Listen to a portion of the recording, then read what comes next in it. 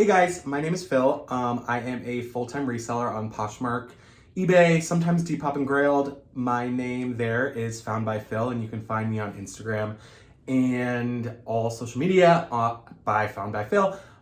Today I'm going to give you a little bit of a haul video. I went thrifting today. I hit up 3 thrift stores and picked up some good vintage stuff, and I also picked up some really good like bread and butter stuff I sell every day. Don't necessarily make a huge amount of money off of, but they're always good to buy when you see.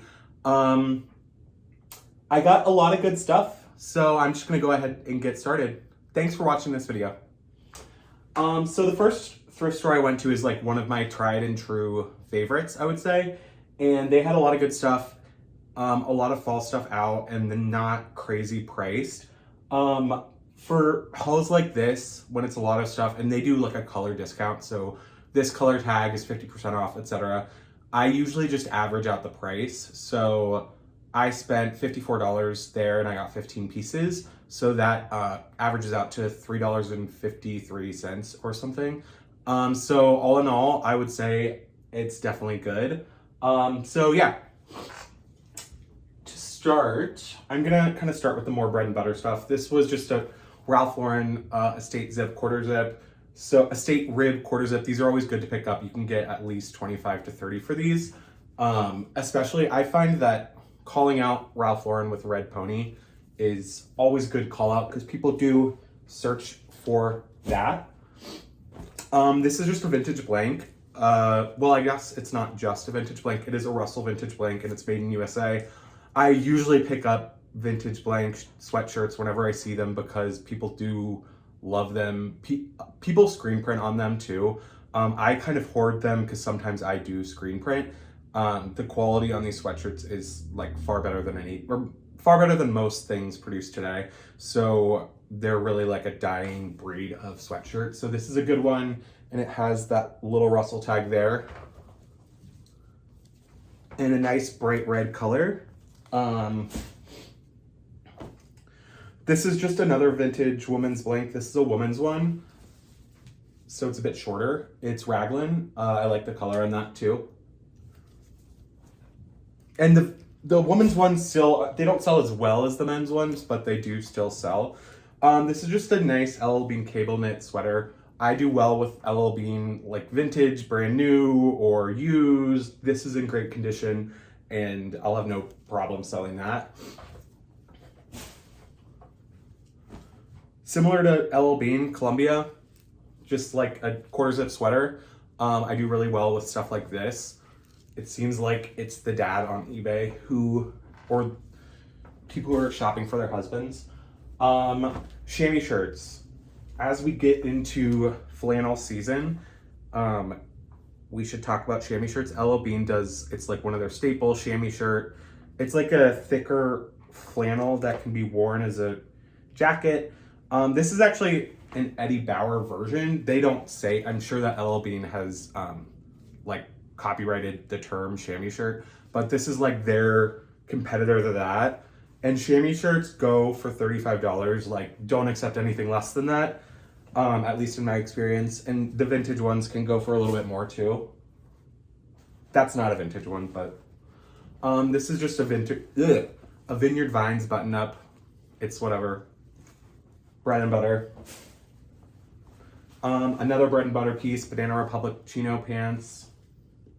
People are going back to work who may wear a different size than they used to, or maybe they should want a little bit of a wardrobe refresh. I do find that the guys who wear Banana Republic and J. Crew, that's like all they wear. So it does well for me, especially if you're getting it for like $3, $3.50. This is a really nice sweater I found. It's Croft & Barrow, which is not usually a brand that I would pick up, but it's 100% wool and it's a cardigan and it has a nice pattern on it. These do really well for me too. 35 bucks at least. Kind of moving on into some of the better things I found. So this is a vintage, I assume it's vintage, but Abercrombie and Fitch, the big shirt, based on the label, we get a lot of Abercrombie and Fitch Sorry, I have cinematic. I'm trying out cinematic mode on my phone and it's not going to focus in on that label. But it's a nice heavyweight button-up shirt. It could be worn as like a shirt jacket. It's called the Big Shirt. A lot of the vintage Abercrombie and Fitch was made in USA too. This one was not, but still, I think it's a great like American heritage piece kind of idea. St. John's Bay grandpa sweater. This is great. I think I could probably tag it Nordic too because it kind of has that aesthetic.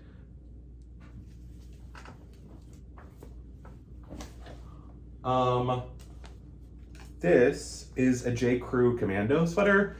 It looks like it's a woman's. It's not a classic Commando sweater, but the suede patches on the shoulder do kind of lead to that aesthetic. Commando sweaters are like the heavy ribbed with nylon on the shoulder, or some have leather on the shoulder. Eddie Bauer makes a really, really good one, or LL Bean.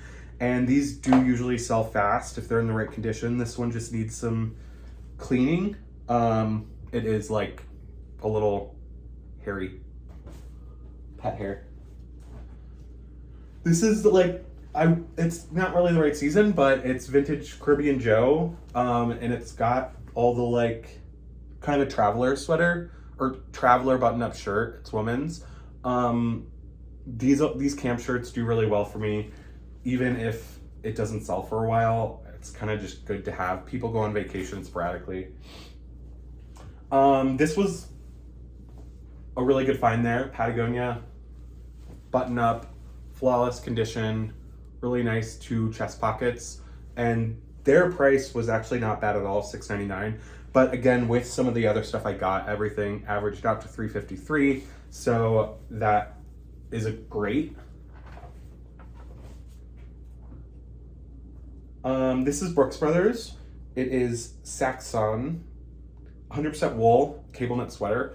Brooks Brothers, especially like if it's in perfect condition, always does amazing. And it's easy, like the Saxon is probably the line of sweater, or like the mill that they got the yarns from for the sweater. So make sure you put that in the listing because the guys who know Brooks Brothers will look that up. So that was it for that store. And then I went next door, which is usually like a really amazing stop for me. But it was kind of off. Well, they had amazing stuff, but like I just can't justify $16 for a sweater, which I proved that wrong later.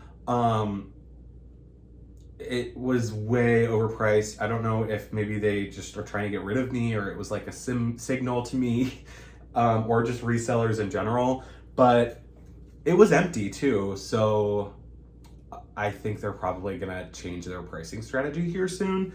I did get a couple things. I don't really, in the moment, I was kind of like, oh, I guess I should get that. But if it was $4.99 and it wasn't on discount. And so this is a Craft and Borrow men's like Henley sweatshirt. Not something I would pay $5 for normally, but I kind of, I don't know why I did. And then this is a Orvis boiled wool, like Geiger style jacket. If you know Geiger, it's like an Austrian military style of jacket, Geiger. Those sell really well, and Orvis sells really well too. This just needs like a really good lint roll, but this was only $5. And then as I was checking out, I clarified with the woman, the colors were like blue, pink, and white that were on sale. She was like, oh, you don't have any discounts with yellow. And then so both of these were $5, so it should have been like $10 plus tax. And then the total ended up being $5.27 for both of them. So I think and I like clarified, I'm like, oh, yellow isn't on sale. And she was like, yeah. And then I just didn't press it any further. So maybe she just knew that